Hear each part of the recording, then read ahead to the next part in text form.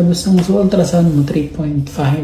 So, kailangan mag-diet ka na habang hindi ka pa nanganganak para hindi siya lumaki.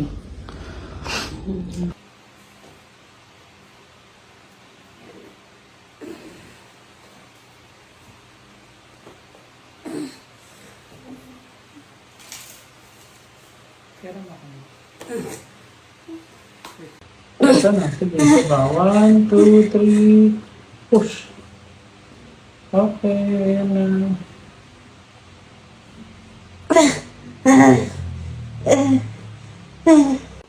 Habaan mo lang ng konti.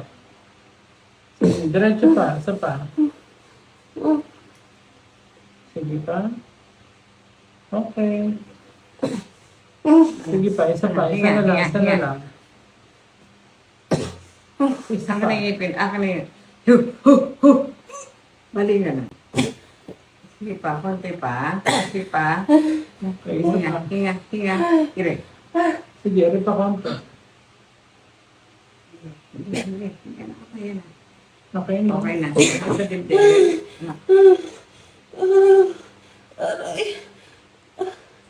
Anak sa kamay.